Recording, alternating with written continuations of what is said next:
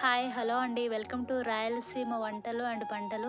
ఈరోజు కాకరకాయ ఫ్రై ఎలా చేయాలో చూద్దాం రండి. కాకరకాయ ముక్కలు 300 గ్రాములు తీసుకుంటున్నాను నేను ఇక్కడ. అలాగే టమాటాలు ఒక 3 పెద్ద సైజువి తీసుకుంటున్నాను. ఫస్ట్ స్టవ్ ఆన్ చేసుకొని కడాయి పెట్టుకోవాలండి. కడాయి హీట్ అయిపోయిన తర్వాత హాఫ్ కప్ ఆయిల్ తీసుకుంటున్నాను ఇక్కడ నేను. ఎందుకంటే 300 గ్రాములు కాకరకాయ ముక్కలు కదా, అవన్నీ ఫ్రై అవ్వాలంటే ఆయిల్ ఎక్కువే పడుతుంది. నేను 400 గ్రామ్స్ తీసుకున్నాను. అవి పీల్ తీసేసి ముక్కలు కట్ చేసుకున్న తర్వాత 300 గ్రామ్స్ వచ్చాయి నాకు.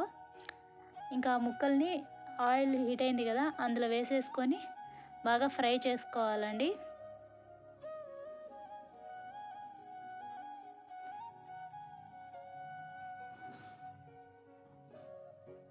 ఇవి కాస్త ఫ్రై చేసేటప్పుడు సాల్ట్ యాడ్ చేసుకోవాలి. ముక్కలకి సరిపడా సాల్ట్ వేసుకోవాలి. కొంచెం కొంచెంగా వేసుకుంటే మంచిది. ఆ తర్వాత పంచదార కూడా 1 టేబుల్ స్పూన్ పంచదార తీసుకున్నాను నేను. కాకరకాయ ముక్కలు చేదు ఉండకుండా, కూర కాబట్టి ఇది కొంచెం చేదు లేకుండా బాగుంటుంది. అది ఒక్కసారిగా వేయకుండా కొంచెం కొంచెంగా పంచదార వేసుకుంటూ కలబెట్టుకోవాలి. అప్పుడే ముక్కలన్నిటికీ పంచదార పడుతుంది. ముక్కలు చేదు లేకుండా తింటుంటే టేస్ట్ బాగుంటాయి. అందుకోసం పంచదార కొంచెం కొంచెంగా వేసుకుంటూ కలబెట్టాలి. అట్లే వదిలేయకుండా వీటిని మధ్యలో మధ్యలో చూసుకుంటూ కాస్త కలబెట్టుకుంటూ ఉండాలి. అప్పుడే మాడిపోకుండా అన్నీ ఈవెన్గా ఫ్రై అవ్వడానికి బాగుంటాయి.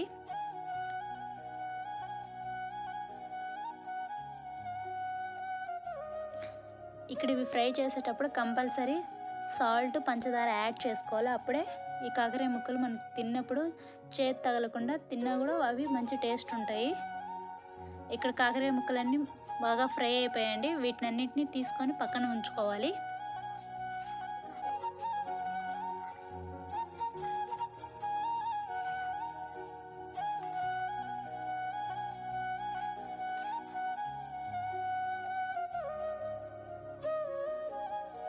ఇక్కడ అదే ఆయిల్లో కాస్త పోపు దినుసులు వేసుకుంటున్నాను నేను. మీకు ఆయిల్ కావాలంటే ఇంకొంచెం కూడా యాడ్ చేసుకోండి. నేను ఇక్కడ యాడ్ చేయట్లేదు. ఆయిల్ సరిపోతుంది. నాకు అవసరం అనిపిస్తే మళ్ళీ యాడ్ చేస్తాను. పోపు దినుసులు వేగిన తర్వాత ఆనియన్స్ వేసుకోవాలండి. ఆనియన్స్ అంతా బాగా ఫ్రై అయిపోయేంత వరకు కలబెట్టుకుంటూ ఉండాలి.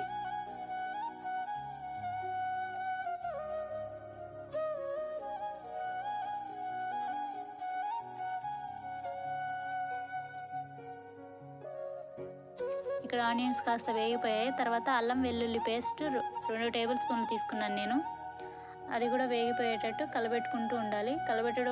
ఉండడం వల్ల తొందరగా వేగిపోతాయి ఇవి. తర్వాత కరివేపాకు కూడా వేసుకుంటున్నాను.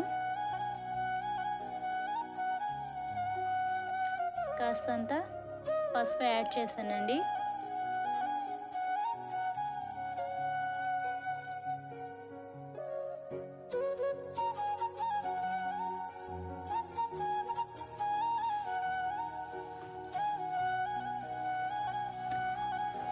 తర్వాత టమాటాలు కూడా వేసుకొని ఫ్రై చేసుకోవాలి. టమాటాలు తొందరగా మగ్గాలంటే సాల్ట్ యాడ్ చేసుకుంటే తొందరగా మగ్గిపోతాయి.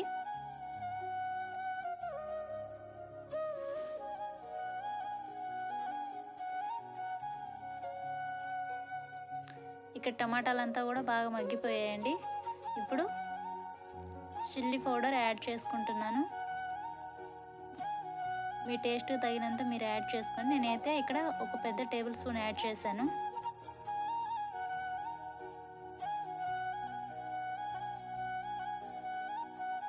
ఆయిల్ కూడా కాస్త తక్కువే అనిపించింది, అందుకని ఆయిల్ కూడా యాడ్ చేశాను మళ్ళీ. అదంతా బాగా అడుగంటుకుపోకుండా కలబెట్టుకుంటూ మొత్తం ఫ్రై చేసుకోవాలి. మొత్తం ఫ్రై అయిపోయింది. తర్వాత కాకరకాయ ముక్కలు ఏవైతే ఫ్రై చేసి పక్కన ఉంచుకున్నామో అవి ఇందులో వేసేసి వాటిని కూడా ముక్కలకంతా టమాటాలు గ్రేవీ అంతా కలిసేటట్టు బాగా కలబెట్టుకోవాలి. అప్పుడే కాకరకాయ ముక్కలు తిన్నప్పుడు మనకు చేదు తగలకుండా టేస్ట్ బాగుంటాయి. ఇక్కడ కాకరకాయ ముక్కలు ఫ్రై చేసేటప్పుడు సాల్ట్ పంచదార ఏదైతే యాడ్ చేసామో దానివల్ల కాకరకాయ ముక్కలు చేదు లేకుండా బాగుంటాయి. దీనికి పిల్లలకు పెట్టినా కూడా దీన్ని బాగా తింటారండి వద్దనకుండా. ఇలా కాకరకాయ ఫ్రై చేసుకొని తింటే బాగుంటుంది. రైస్లోకి అలాగే కలుపుకొని తినేసేయచ్చు దీన్ని. మళ్ళీ పక్కన ఏమి కర్రీ కూడా అవసరం ఉండదు మనకి ఇదే సరిపోతుంది రైస్లోకి. ఒకసారి ట్రై చేసి చూడండి. ఈ వీడియో మీకు కానీ నచ్చినట్లయితే లైక్, షేర్ అండ్ సబ్స్క్రైబ్ చేసుకోండి.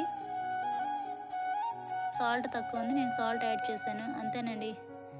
కలబెట్టుకుంటూ ఉండాలి సిమ్లో ఉంచుకొని.